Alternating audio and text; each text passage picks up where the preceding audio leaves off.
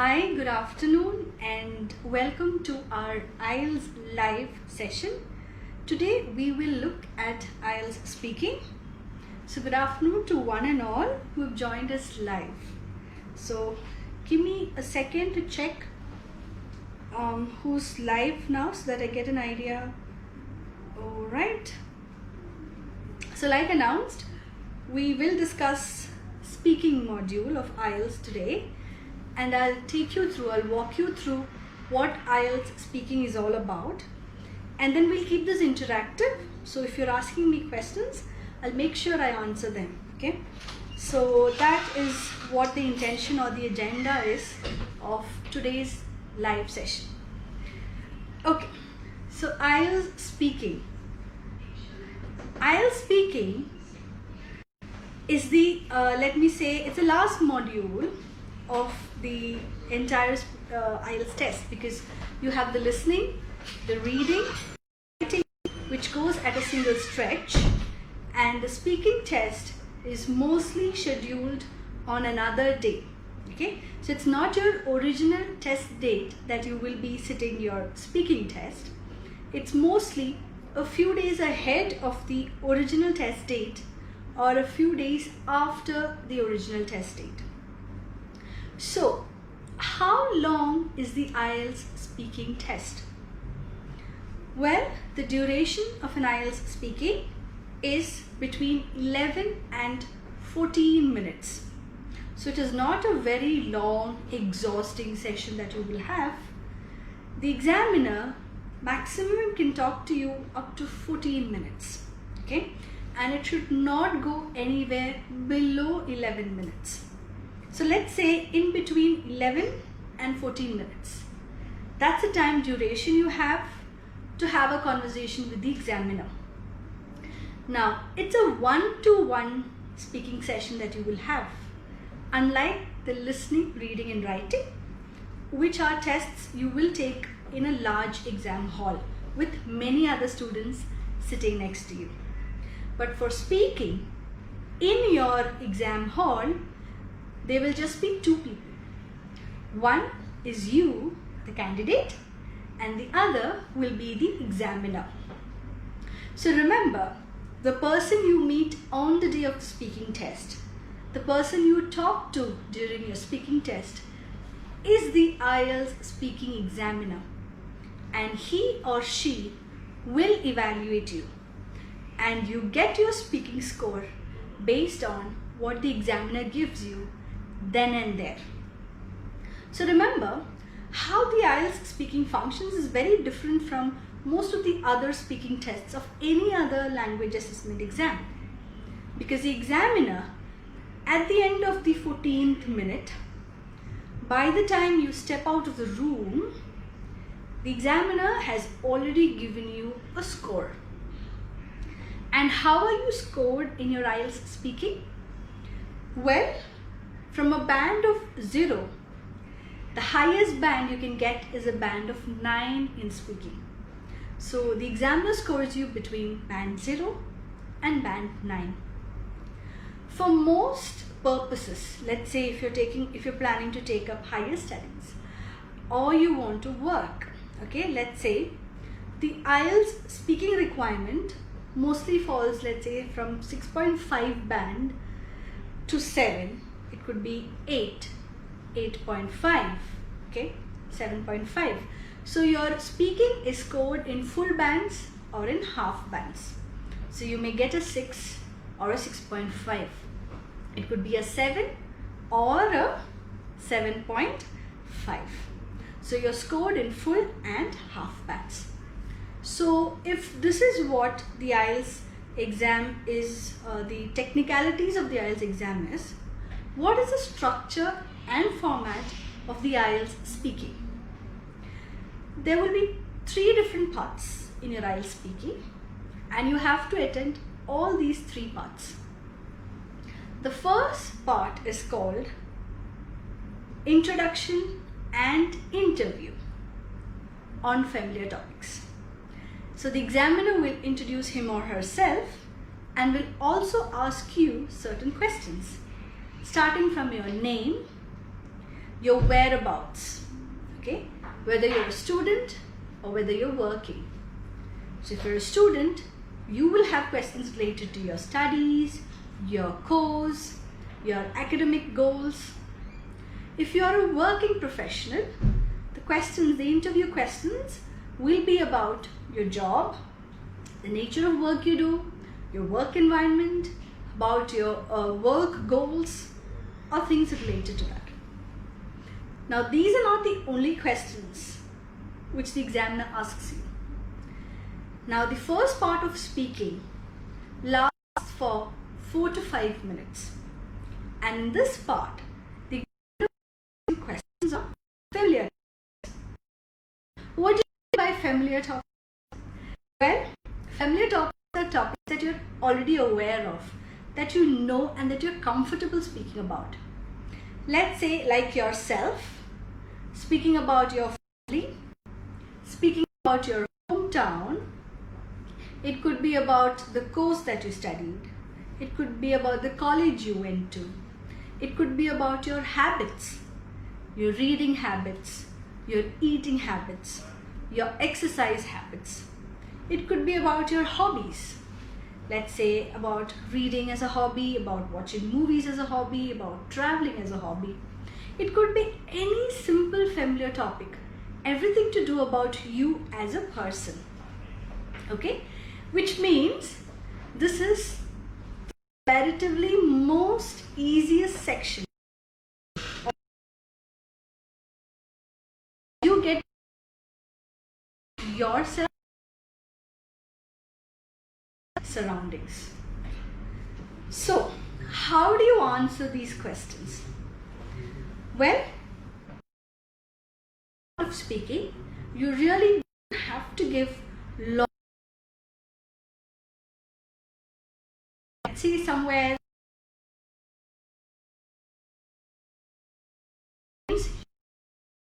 Very long, elongated answers.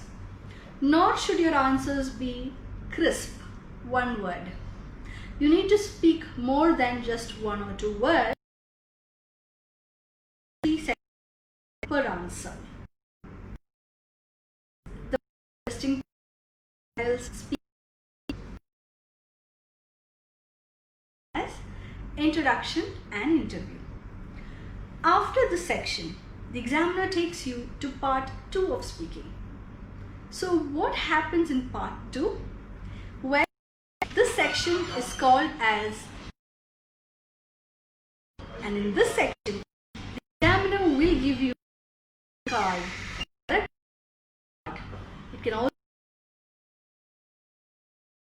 Now this card will have prompts that you have to base your answer on, and you have to speak for around 1 to 2 minutes. So do you really get time to prepare?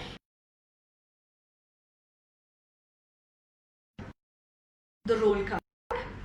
Let's say you have around 1 minute to you.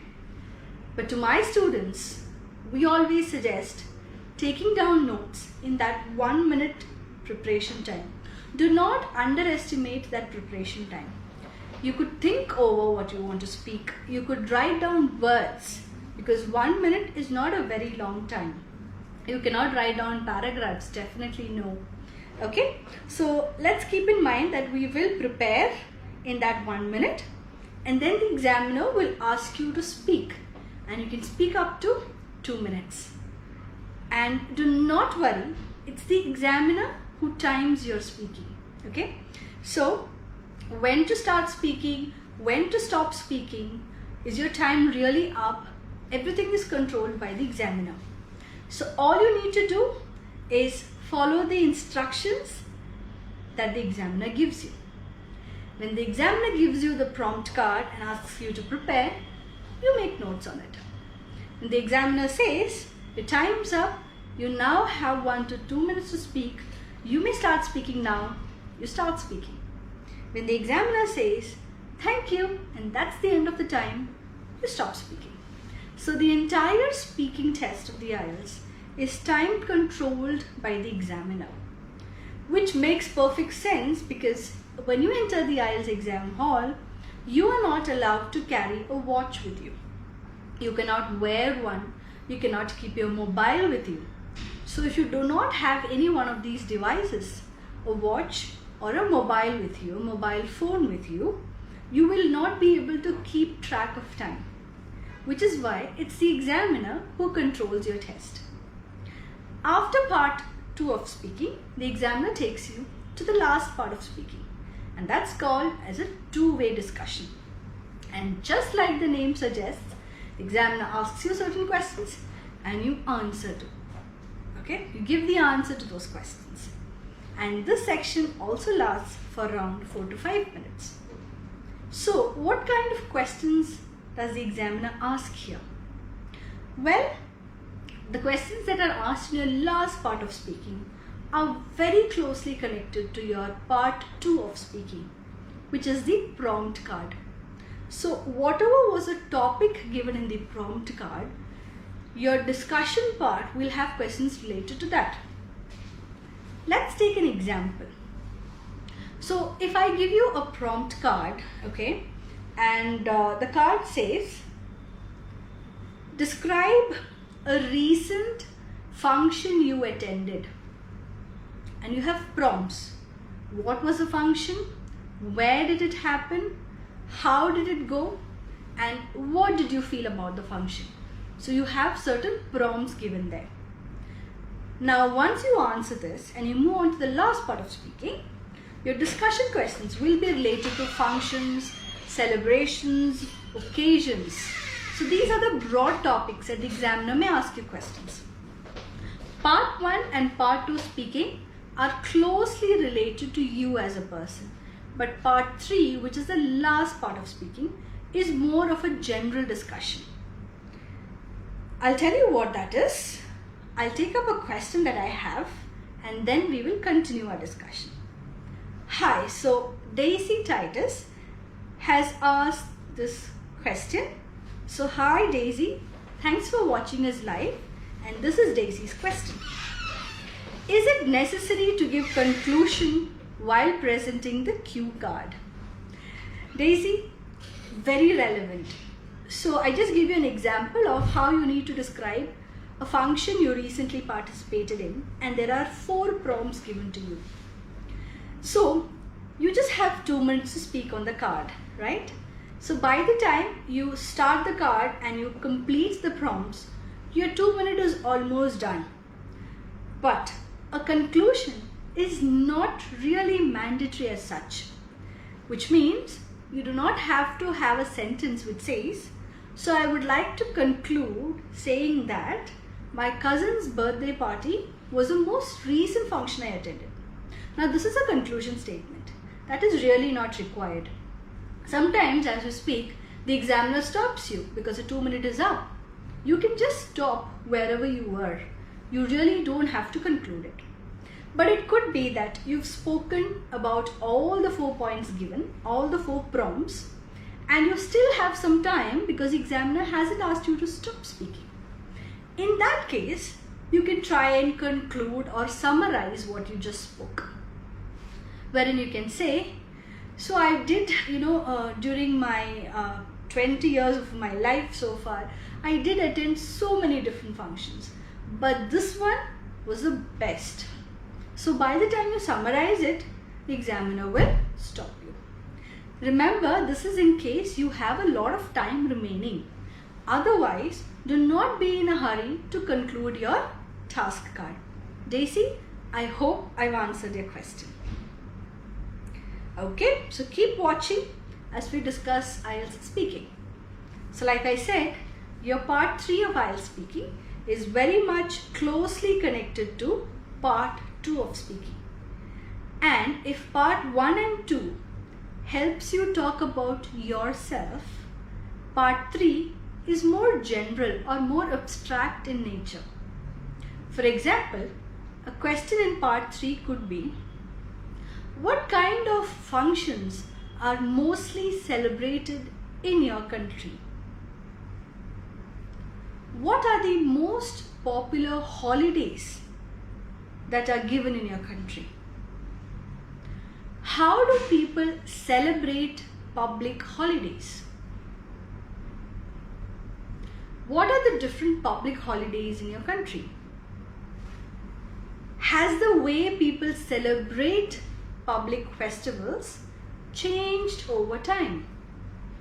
So you might have very general questions. These questions have nothing to do about yourself as a person, but they are still related to the topic that we just saw in the prompt card section, which is a function that you recently participated. So I hope you've got an idea about the structure or the format of the IELTS speaking. So when you prepare, you need to prepare on these 3 parts of speaking. Because mostly students ask me, so how does speaking happen? What really does the examiner ask? Is there a particular structure or a format, or is it just a casual conversation? So students have these various queries about IELTS speaking. So once I've discussed this, I hope those of you who are watching have a better idea of what IELTS speaking is all about. So are there any questions that I need to answer? No, I guess not. Okay, so it's interesting to see how people feel that IELTS speaking is really easy. Now that could be a reason why you might not have a lot of questions about IELTS speaking.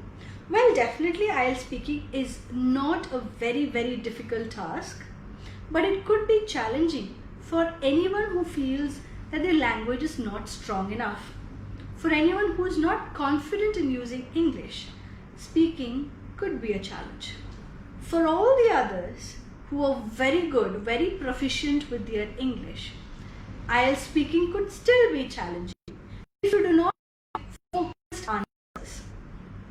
For example, as an examiner, if I ask you, what are the kinds of functions that are considered as public holidays in your country? It's a very general question. You being super confident about your language, just focus on certain words that are functions and public holidays. And you start speaking saying, I love public holidays. I make sure that I do something different every time I get a public holiday because I'm a working professional, and I get a public holiday as such, I really chill out with my friends. And I think there are many public holidays that we get, probably 12 or 15 in a full calendar year. And I ensure that I make proper use of this. Now you sounded super confident using the language. You did speak really well. But were you answering the question? The question is not about you and how you celebrate public holidays, but it's about what are the kinds of functions or celebrations which are considered as public holidays in your country. So you can see something that the examiner asked, very different thing that you responded to. So even if you're super confident with your language, you can still be in trouble if you do not focus, if you do not answer to the question. So it's good to be confident about your language skill, but also to be cautious that you do not present your answers in such a way that you deviate from the topic, or you do show that you're fluent in English, but it shows that your lack of understanding is also high.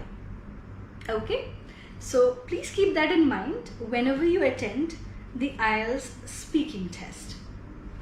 Well, with this, let's also have a look at what do the examiners really look at when you speak. Is it how fast you are at speaking English?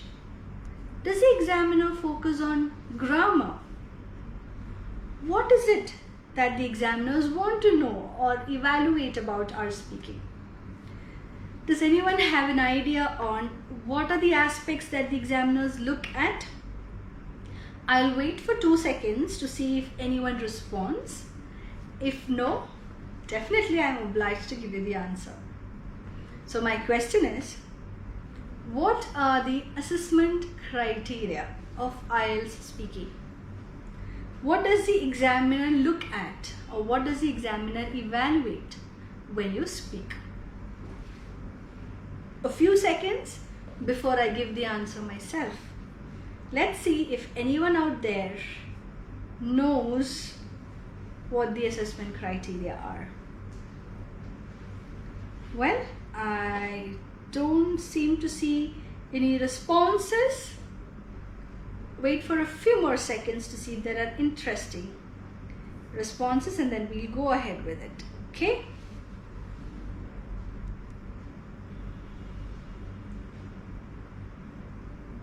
Okay? So before I tell you, since you haven't responded to my question, and before I answer into what the assessment criteria are, I have two questions that probably we can answer. One is by Gigi Thomas, and Gigi has asked about extra time left. Okay, if we haven't elaborated the points well enough, can we add more points on a particular prompt maybe? Yeah. So let's say maybe you're asking about part 2 of speaking. Like Gigi said, we've completed all the 4 points and we still see that there is more time. Do we have an option of going back to one of the points and elaborating it? Yes, you do. But how do you elaborate it? Can you just say, I want to talk about, and continue? Can you add it somewhere at the end when you've already finished speaking? No. What you can do is you can use certain phrases which we can call fillers. Okay? You can say, oh, I forgot to mention. Or you can say, there's something else I'd like to add. Oh, I forgot to talk about this. And then, like Gigi said, you can introduce that point and talk about it. Okay? Because you still see that the examiner hasn't stopped you, which probably means you have a few more seconds remaining. And is it? So that is my answer to Gigi's question. I hope I've answered it. There is another question that Daisy has asked. Is it mandatory to give examples as part of elaborating discussion question answers? Well, Daisy, part 3 of speaking definitely requires examples. And that's the best method to elaborate your answers. If you use 1 or 2 examples and try and describe and talk more about it based on those examples, you're going to speak more naturally. Something to talk about. General, use the help of examples that are relevant to what you're speaking. Explain it.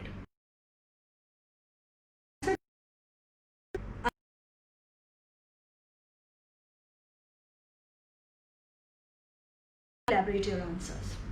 Okay, so yes, I hope I've answered Daisy's question. Well, let's see if there are any other questions. Yes, there is a question. Okay, fluency. Okay, good. I do have response. Okay, good. Okay. Okay, so back to my question that I asked. I do see that there are some responses that have come up, and you guys are right. Well, there are 4 assessment criteria when it comes to IELTS speaking, and the first one is fluency and coherence. It simply means how well paced your answer is. Are you able to speak continuously in your speaking? Okay, so these are the things that are evaluated when it comes to fluency and coherence. So you might have a big pause, maybe when you're looking for a particular word, or you might have a long pause when you don't know what to say. So there could be pauses because of lack of ideas, or there could also be pauses because of lack of vocabulary. Whatever the reason be, long pauses or long gaps in your speaking are considered being less fluent. Okay, so if you can speak more continuously, more smoothly, then of course you are considered fluent in speaking. But remember, that does not mean you have to speak very fast, and that does not mean you have to speak non-stop. whenever we try to imply something which has a lot of meaning or which you feel will have an impact on the listener, it's always good to give a natural pause. A few seconds if you can wait, so that whatever you've just spoken, the person listening to you has understood, and then continue. Or if there is something interesting you've just spoken, you can pause for a few seconds, let's say 2 to 3 seconds, before you continue with your description. So it is not that you shouldn't pause, but not having too many long gaps in your speaking is important to show that you are fluent in your speaking.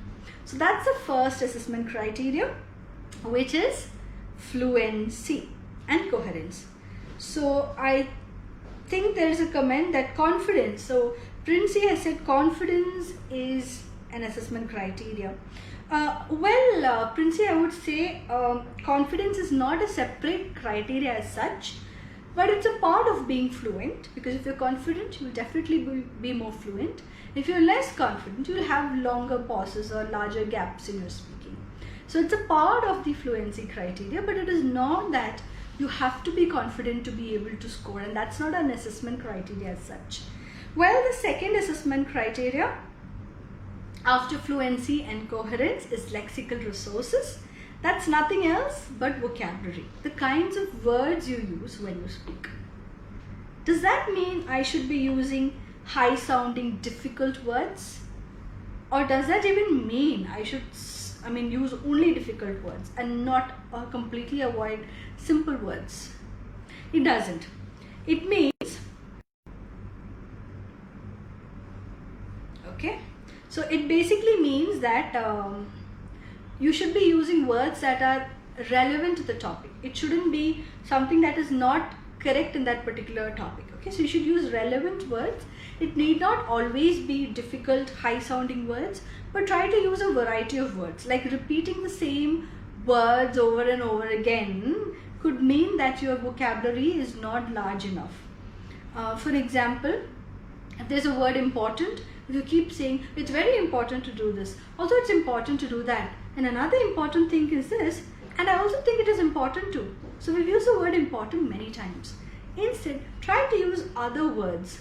Like you can also use other forms of the word important. Like I can say importantly, or I can say it's vital, it's prominent, those kind of words, synonyms that I can use to convey the same idea. So lexical resource is your second assessment criteria. Your third assessment criteria is grammatical range and accuracy. So what kinds of sentences are you actually using when speaking? Are they short, simple ones? Or are you able to convey 2 or 3 different ideas using longer sentences? So all these matter when it comes to grammatical range and accuracy. Your tense is important. If the question is about something that happened in the past, you have to make sure you use past tense to describe it. If it's talking about your future goals, your tense should be appropriate. So tense, then the use of different sentence structures, these are some of the aspects that come under grammatical range and accuracy. And the fourth and the last assessment criteria is pronunciation. So it's not about accent, but it is definitely about how you pronounce the words. How does it sound to the listener? Is it the right way of pronouncing the words? That's important. Because if you pronounce it wrongly, the meaning conveyed could also be different. You might be wondering how.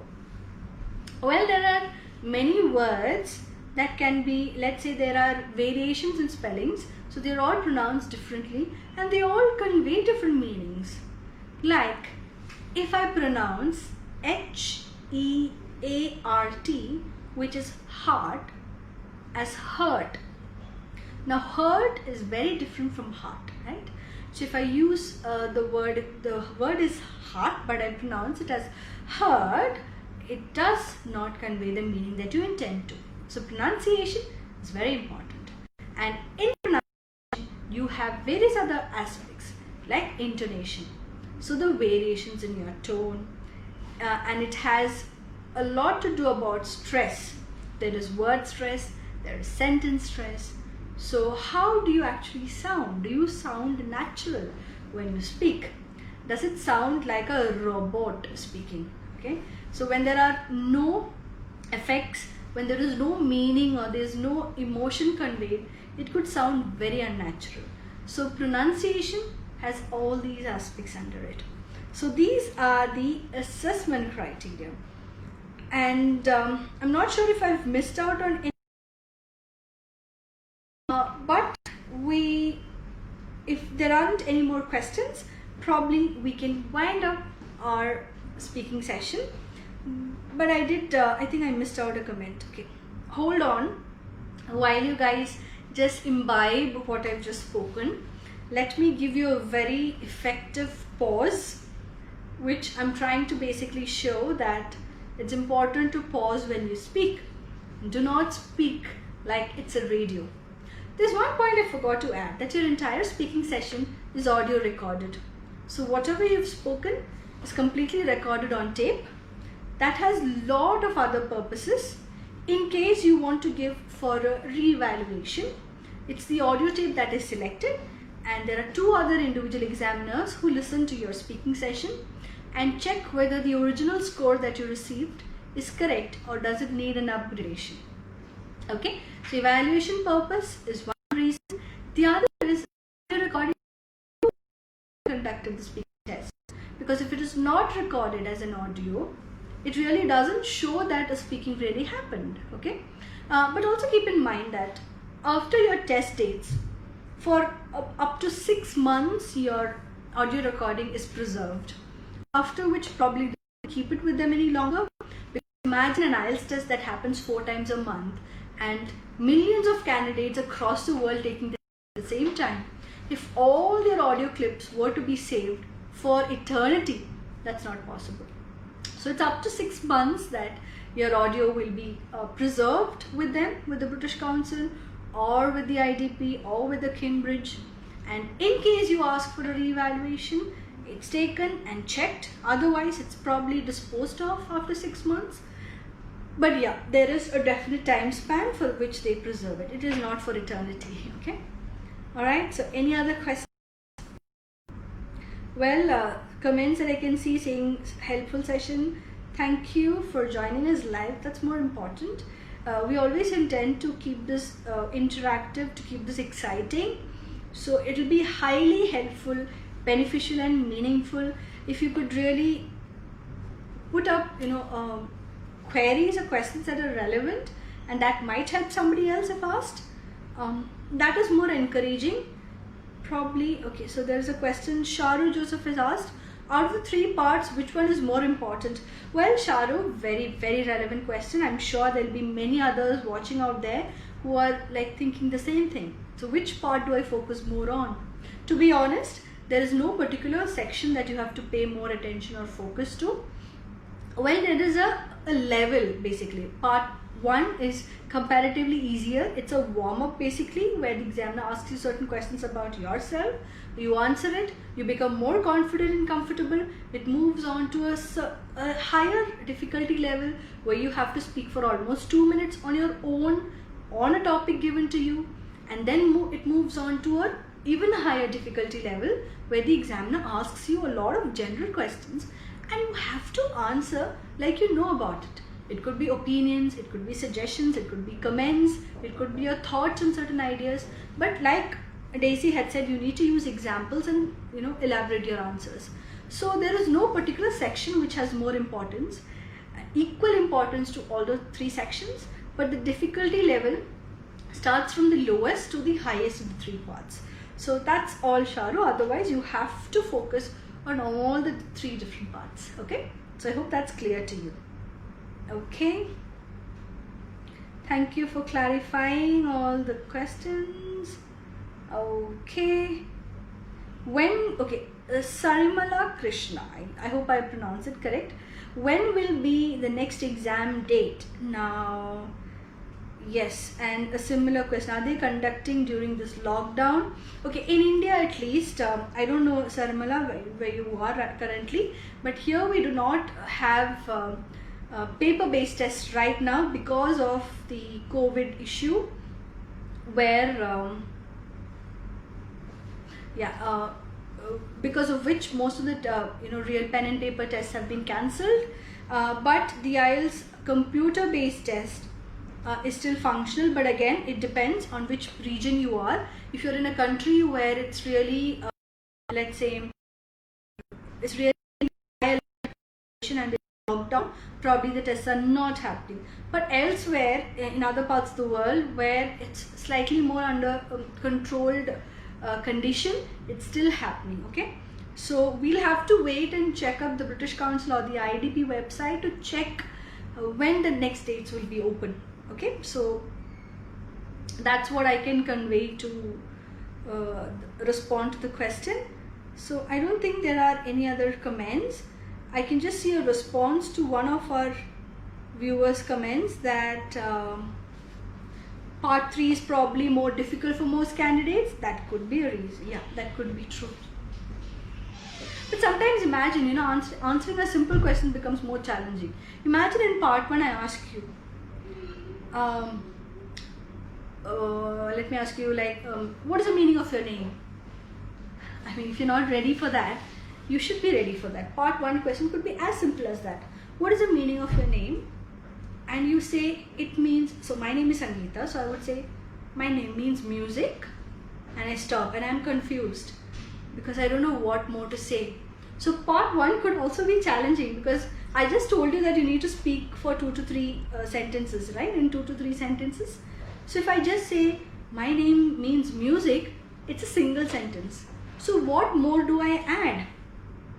Well, interesting ways of responding to that. I can say, well, my name is Sangeeta and it means music. I guess it means music in Sanskrit, and because Sanskrit is a language that's closely connected to all other Indian languages, most of the other languages also have the same meaning for this particular name. So yeah, it means music. So I've elaborated the answer in 2 to 3 sentences. It could still be challenging. So if you feel that only part 3 is challenging, that might not really be true. Take the example of another question. It's about hobbies, it's about collecting as a hobby, and if I ask you, what things would you like to collect in the future?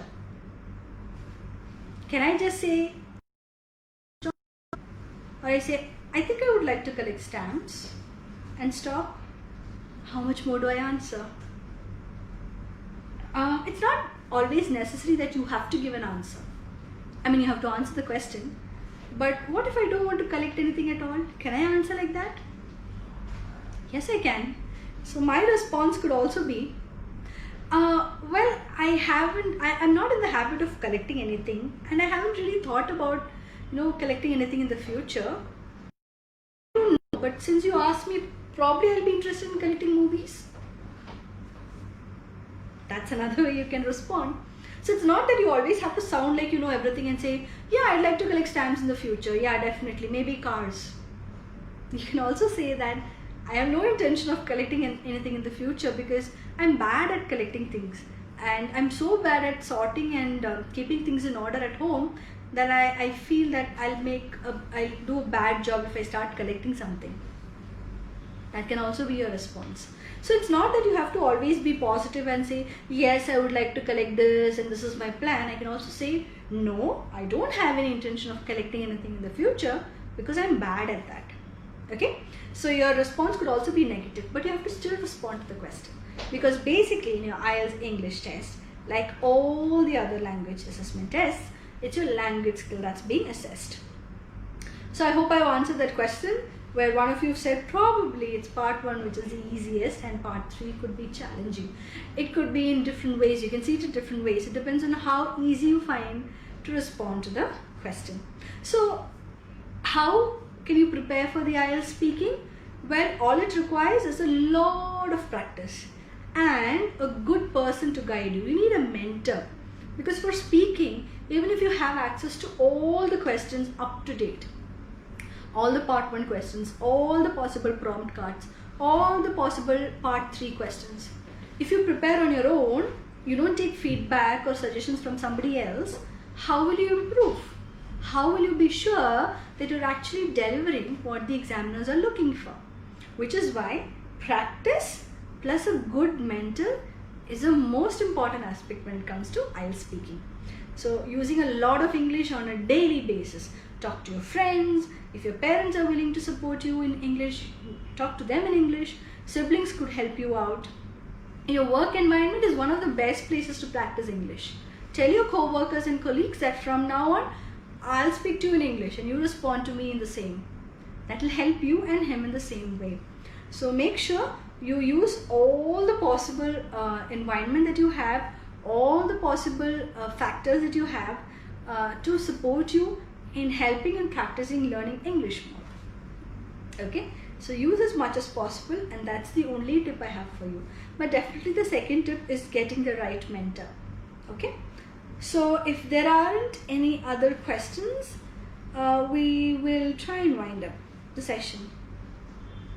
Okay, don't see any other questions. Well then, I don't want to elongate the session. It might be confusing if I speak a lot about IELTS speaking. We'll have more interactive IELTS sessions where we do practice questions, we give you samples, and watch out our Facebook page for more live sessions. We have OET live sessions, we have IELTS live session. So just catch up on what will come up next. Watch our Facebook page. And I would like to thank all of you who are here watching live and responding and asking questions that might help a lot of other students watching. Thank you so much for joining us on this live.